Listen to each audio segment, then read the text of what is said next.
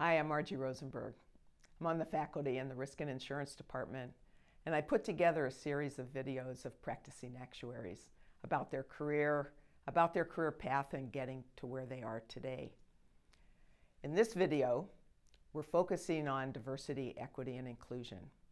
I asked them a question about how their organization incorporates DE&I into the workplace or how it actually affects them.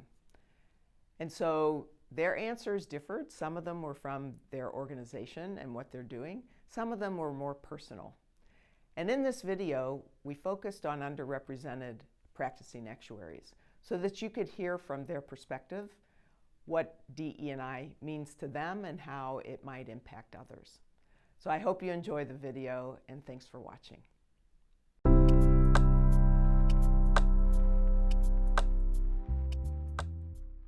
Well, first thing, as a Black actuary, women actuary, I think that my journey may have been a little bit easier if I had maybe a mentor. And I would say, not to say that I'm in any way, trying to say that I have had mentors that have every different ethnicity, and I've been tremendously blessed.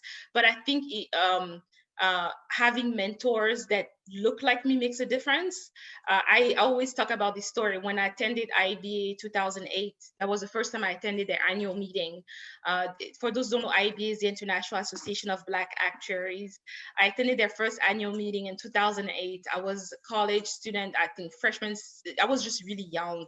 And I remember when I saw those young actuaries, this female and male getting their FSA, and at the IABA annual meeting, they clap for you, they cheer. It's like you've won the gold medal. And I honestly, that was when I felt like I'm going to continue in this career. And I do have to say I've experienced roadblock, discouragement, just because I just felt like I didn't. It's hard to put it in words sometimes. I just felt like maybe it's not for me. There are not people like me in the career.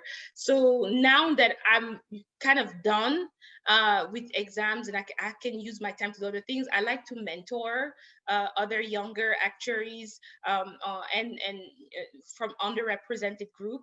In the actuarial profession, there's less than 2 or 3% Black actuaries that are ASA. FSA is even lower, even Latinx. Very small percentage as well. So I like mentoring. I like promoting diversity and inclusion and equity. So I'm in my company. I'm the lead. We call it chair the committee for DI and the actuarial department. I have passion for that.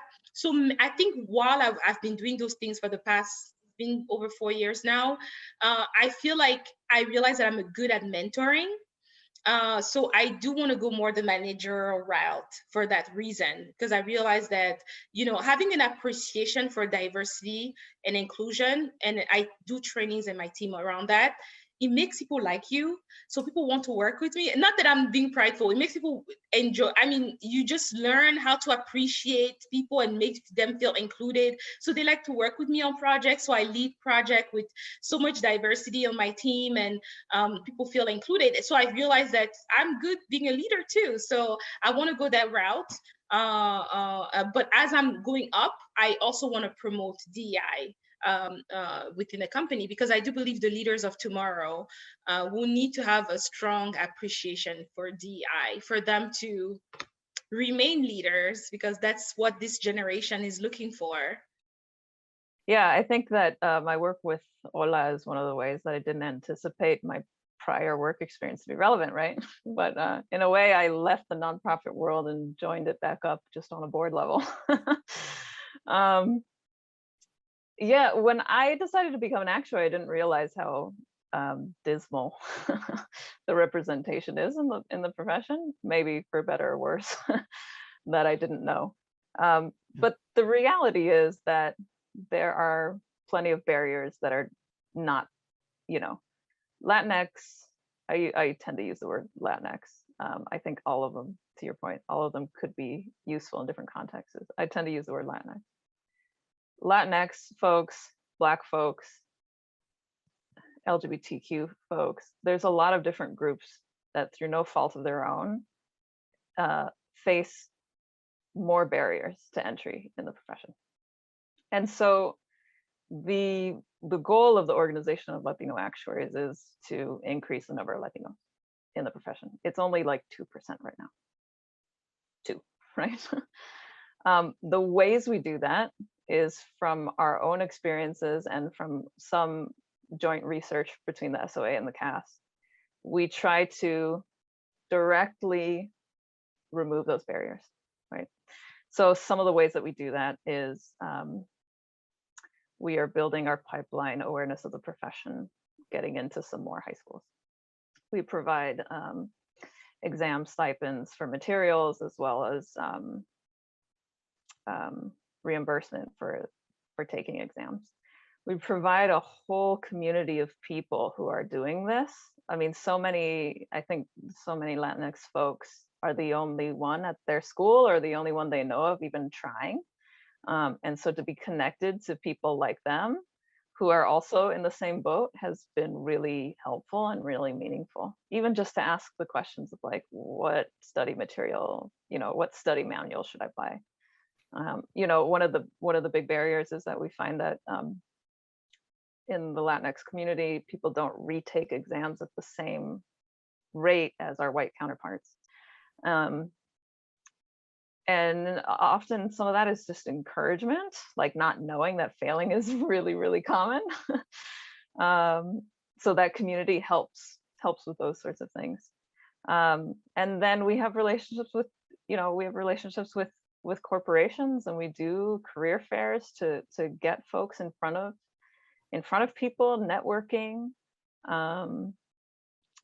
to get in front of employers for potential opportunities that might exist that the employers don't know where to find us. I'm a part of IABA, the International Association of Black Actuaries. I find, when you go to the annual meetings and you participate within the organization, you may find individuals that, you have common grounds with, but it becomes difficult when you go back to work because you don't find a diverse set at work. So the diversity sometimes in an insurance company, I feel is lacking. And even when you're in an organization, and you're thinking about diversity, a lot of times you don't tend to be in the same place in terms of, I may be in life, but someone else is in annuities. Someone else from the organization is in annuities. So you don't really get to directly work together. Indirectly, you can work together on different projects or things that go on outside of the organization. But directly working within the company, maybe you don't directly. But that hasn't really always been the case for me. When I was brought into the organization, I was working under someone who was already involved in the organization, and they asked me to be involved. So I just started to be involved with the organization and went about it that way. Yeah, so in this diversity, equity, and inclusion space, another term that's become very common with that is belonging. So as I mentioned before, when I was looking for internships, something that I was looking for, but I didn't really have maybe the correct wording for it, was a culture that I felt like I could belong to.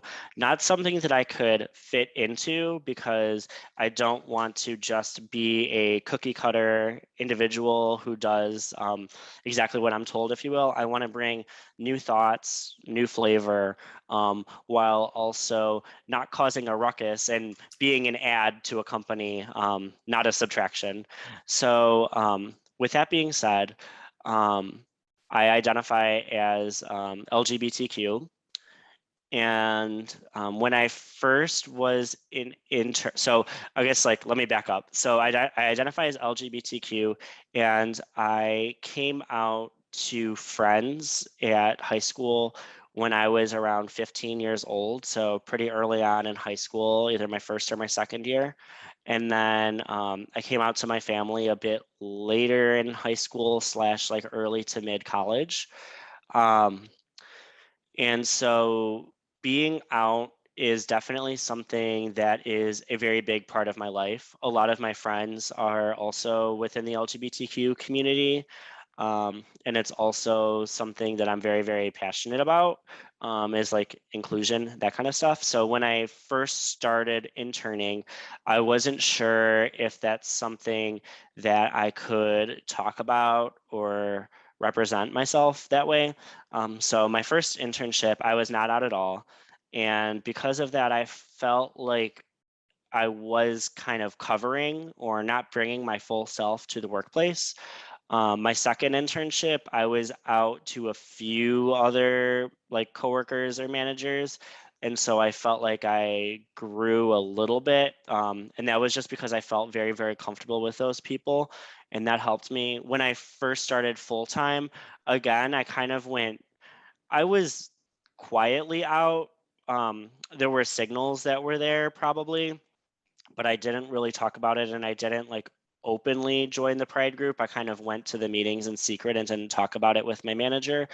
And then a few months in, I didn't necessarily have like a coming out speech to my team or anything, but the first few months of my career, I spent some time thinking at home about why am I trying to hide myself, or why am I trying to like be more quiet and hide my voice, which I feel like sounds like gay or unprofessional or something like that.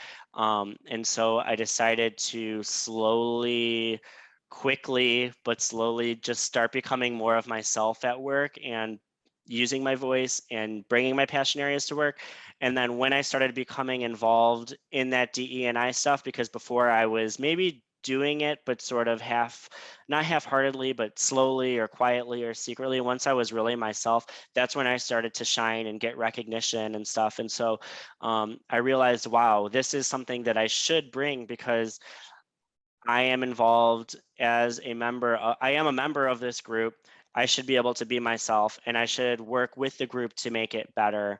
And that's something that was definitely and is definitely encouraged at my company, at my former company, and throughout the industry. But it's something that took me a while to learn, just because when you are LGBTQ, it's an identity that sometimes you can hide or mask because it's not really something that you can easily see right away, at least in my case. And so I kind of took a step back, went back in the closet, if you will, and then started becoming more of myself. And it's not a simple statement of just saying that I'm gay or something like that, but it's just feeling confident in my own skin in the workplace, and that being myself is something that the organization would want me to be, because that's when I'm at my best and that's when I'm most productive. And one of my friends always told me that being in business and this is a business, corporate America is a business. You have to see it as a business. It's a people business. So I've had to adapt. Sometimes I adapted well, sometimes I didn't. That just comes with the nature of it, and it comes with life. You're gonna connect with some people better than you connect with others. That happens. I wouldn't get down on it. I think I used to get down a little bit when I was younger in terms of relationships. If a relationship wasn't going well, I would get down and things of that nature. But I mean, as you go through life, you just find that sometimes relationships work out. So I think the questions you're asking is, how do I build relationships with let's say my manager or individuals at the job? So I've taken the opportunity to build relationships, and people have taken the opportunity to build relationships with me. I find that a lot of time it's common ground that you look for. I'm a big sports fan, so it's very easy to build relationships with those people who enjoy sports, because we just normally have conversations. We converse a lot about sports, and that can lead into work really, really easy, because you can just, hey, I saw the game last night.